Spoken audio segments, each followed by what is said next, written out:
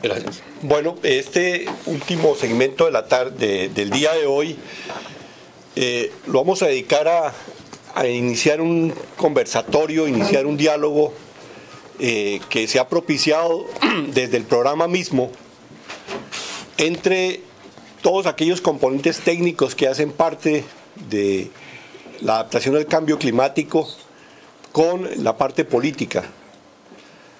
Creemos de que desde la academia, desde la investigación ha habido un gran esfuerzo por generar una serie de métodos, de herramientas para entender, para comprender, para acercarse, disminuir la incertidumbre que hay en torno al tema del cambio climático, las incidencias que tienen sobre la población especialmente, y en el caso que nos llama aquí, nos convoca, sobre el sector agropecuario. Sin embargo, lo que hemos notado, y estaba como uno de los presupuestos del programa, es la brecha que existe entre ese conocimiento que se ha generado a nivel académico, a nivel de los centros de investigación y la parte política. Muchos de estos temas han ingresado desde esas alas del conocimiento, se han colado a través de normas que ingresan al sector público, especialmente al sector de la política, muchas veces sin la comprensión adecuada de quienes toman decisiones, y esto tiene que ver con la complejidad mucho de los temas, la complejidad de los problemas, la complejidad de las circunstancias que se abordan, como las que se han examinado el día de hoy. A mí me parece que en el día de hoy ha sido muy rico en presentar un panorama de lo que es el estado del arte hoy sobre este tema clave de análisis de vulnerabilidad, que se supone es el presupuesto clave para tomar decisiones en materia de adaptación al cambio climático. Desde los dilemas, los problemas conceptuales que todavía hay, la discusión conceptual, eso no es malo, no es negativo de ninguna manera, sino que hace parte de lo que tenemos que conocer también desde el lado político, de que todavía allí está en proceso de cocción, si se quiere, ese tipo de argumentos que le pueden servir después a los tomadores de decisión política para echar a andar acciones que van en beneficio, en últimas, de la gente. Entonces, esos temas conceptuales que manifestaba, expresaba, exponía esta mañana con lujo de detalles Alan, esa coincidencia que hoy, esa aproximación que se busca entre la gestión del riesgo, que es un tema que tiene más vieja tradición en la política pública, con el tema de adaptación al cambio climático, que es mucho más reciente, y la posibilidad de acercar, de buscar una convergencia, una sinergia, sin que se busque una homologación de una metodología, un solo enfoque, sino una convergencia, porque esto tiene implicaciones a nivel de la política. Lo otro interesante que ha sido hoy es mirar esa constelación de métodos, de herramientas, de ensayos, de experimentos que se han hecho a nivel de los países, de los 4 países. Y yo pienso que desde esa perspectiva la zona andina presenta un potencial fundamental, porque como la zona andina no hay otra zona en el planeta de tanta diversidad, de tanta complejidad, donde el tema de los Andes ya plantean de por sí desafíos, retos que los mismos pioneros del tema del cambio climático se habían imaginado inicialmente. Y esos son retos que de alguna manera hemos visto que se tratan de asumir, se han tratado de asumir acá desde la cooperación, desde las ONGs, desde las mismas instituciones públicas, han tratado de ser incorporados de alguna manera en normas, en algunos casos mucho más que en otros. Sin embargo, lo que se puede advertir es de que hay cierto grado de perplejidad pues, ante este peso grande que hay de metodologías, de instrumentos, de herramientas, pero frente a unos tomadores de decisiones, frente a unos sectores de la política que encuentran un poco confundidos o un poco perplejos frente a esta invasión de estos conceptos, de estas ideas que vienen circulando en torno al tema de la adaptación del cambio climático y aquí específicamente de la agricultura.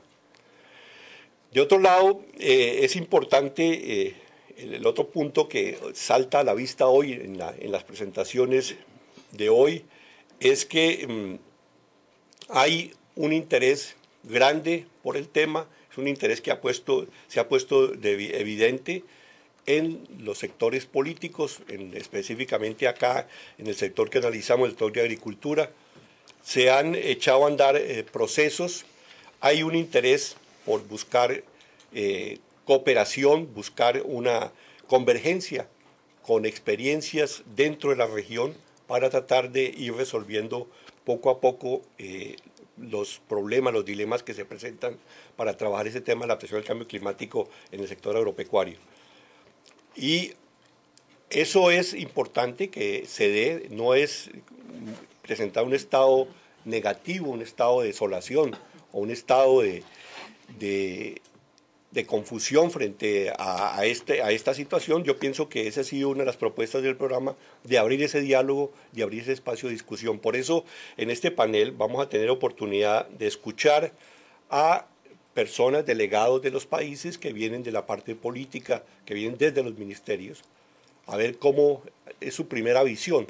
Mañana vamos a tener oportunidad de volver otra vez sobre experiencias ya específicas, reflexionar sobre esas experiencias, trabajar en los grupos de trabajo y tal vez al final, no tal vez, sino al final tratar de tener una serie de recomendaciones de corto, mediano plazo para seguir este trabajo de discusión dentro de toda la región andina.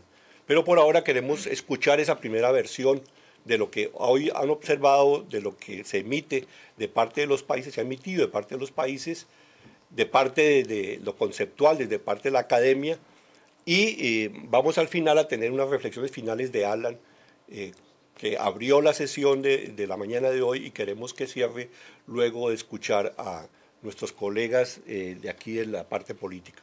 Vienen ellos del Ministerios de Agricultura, Ministerios del Ambiente de los distintos países. Yo quiero en primer lugar darle la palabra a Gisela Cruzalegui, colega del Ministerio de Agricultura del Perú, para que haga su primera intervención. Bueno, muy buenas tardes con todos. Creo que han hecho una diferencia de género positiva y por eso me han dado el uso de la palabra.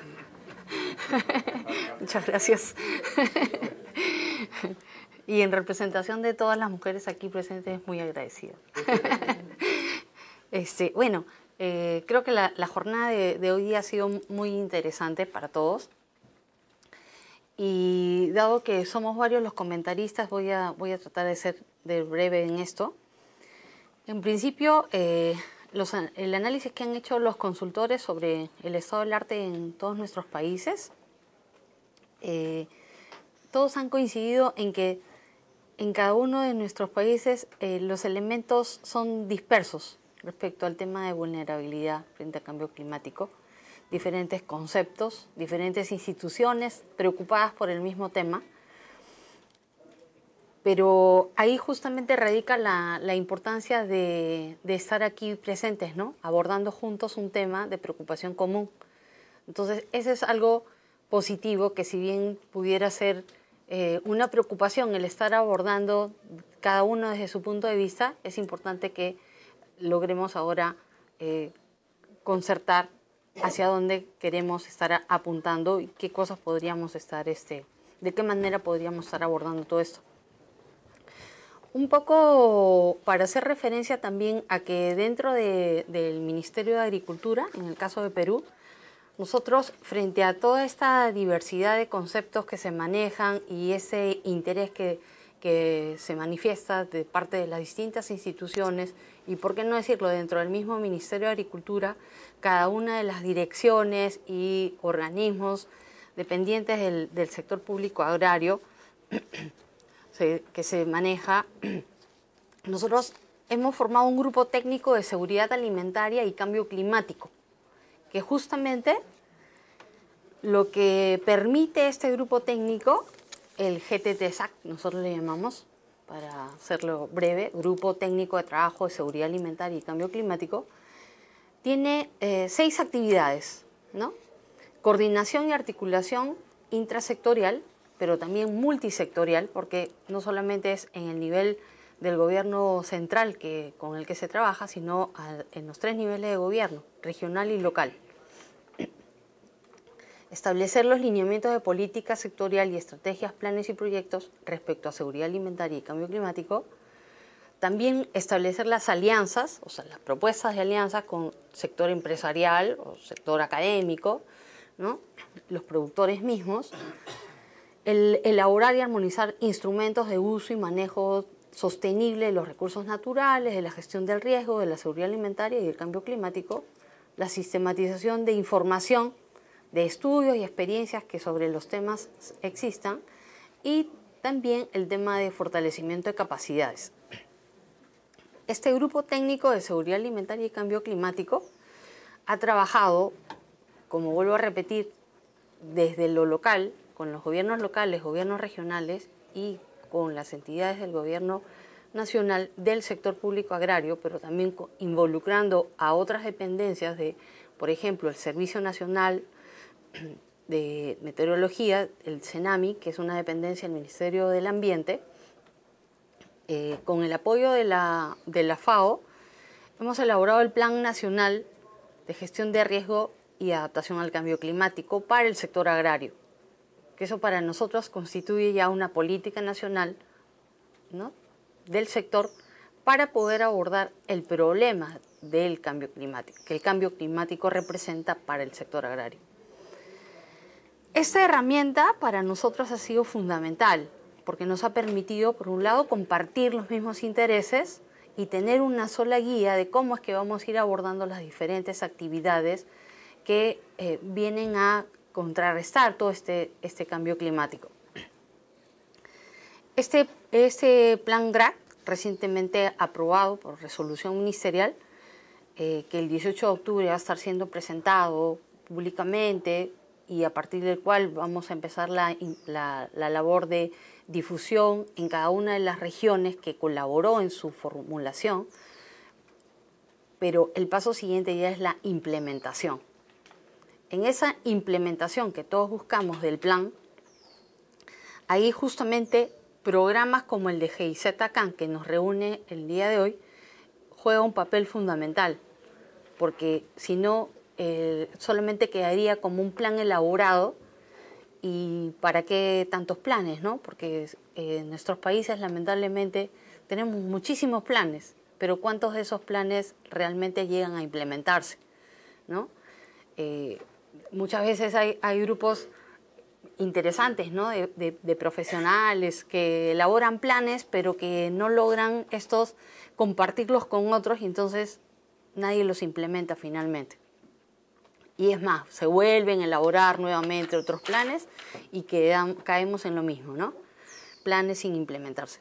Entonces, bajo ese interés de poderlo implementar este plan, es que resulta fundamental este trabajo interinstitucional, intrasectorial, el relacionamiento con las fuentes u organismos cooperantes y los gobiernos regionales y locales, por supuesto. Ese ejercicio que hemos hecho nosotros con la formulación de este plan GRAC-A, porque es para el sector agrario, nos ha permitido también crear, dar inicio al Plan Nacional de Prevención y Mitigación por los efectos adversos del fenómeno del Niño, para el cual también hay un grupo técnico especializado para poder concentrarse en la formulación de este plan de prevención y mitigación para los efectos adversos del fenómeno del Niño.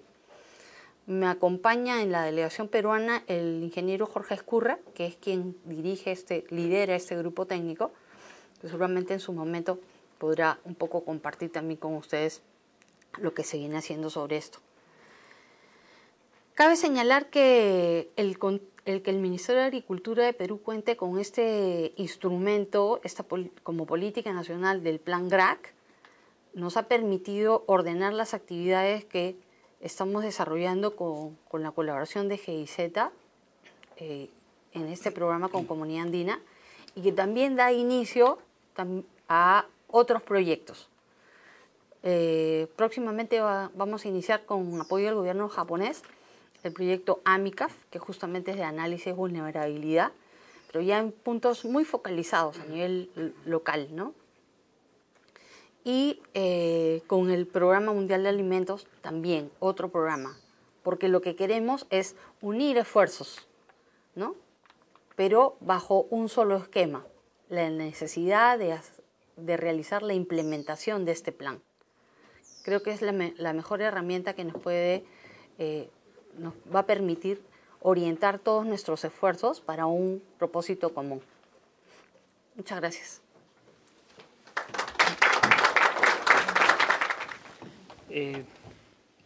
Bueno, yo les voy a hablar de algunas de las experiencias que hemos tenido en cuanto a lo que es metodologías de vulnerabilidad al cambio climático y de cuáles son los pasos del ministerio. Un poco ya el compañero Ángel les había demostrado, en la exposición que tuvo sobre los pasos y de cómo podríamos establecer un mecanismo en que la academia, en que los organismos internacionales puedan llegar a involucrarse, a dar su apoyo en conocimiento, en prácticas en cuanto a la vulnerabilidad. Y yo parto de dos preguntas, ¿no? ¿Para qué realizamos un estudio de vulnerabilidad y quién es el que lo realiza? En el ministerio comenzamos a investigar igual varias metodologías de vulnerabilidad, encontrándonos con metodologías de vulnerabilidad de todo el mundo. Veíamos la diferencia de una metodología de vulnerabilidad de países europeos nórdicos con diferentes metodologías del África, por ejemplo.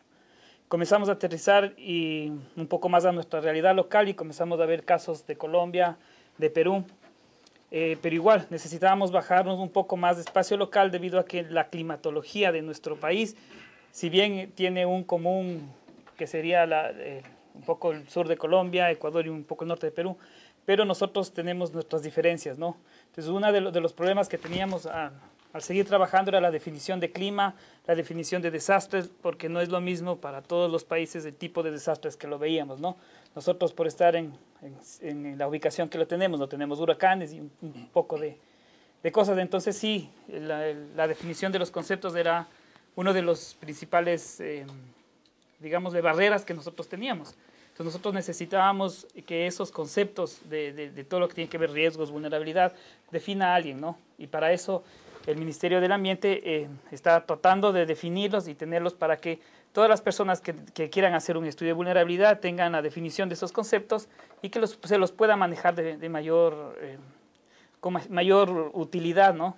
En cualquiera de los ámbitos de estudios que se necesite. Dentro de esos estarán cambio climático, seguridad alimentaria y todo, porque sí depende de la localidad, ¿no? Seguimos viendo las metodologías y nos dábamos cuenta que también depende del número de indicadores que los pongamos, ¿no? Muchas veces vemos la fórmula riesgo, amenaza, vulnerabilidad o susceptibilidad, exposición, pero no es lo mismo si alguien toma 100 indicadores a alguien que toma 10 indicadores, ¿no? Entonces, ahí era para responder la primera pregunta, era ¿para qué hacemos un estudio de vulnerabilidad? ¿Y quién lo realiza? ¿Lo hacemos para encontrar las zonas más vulnerables o lo hacemos para justificar el dinero que vamos a invertir o que vamos a gastar?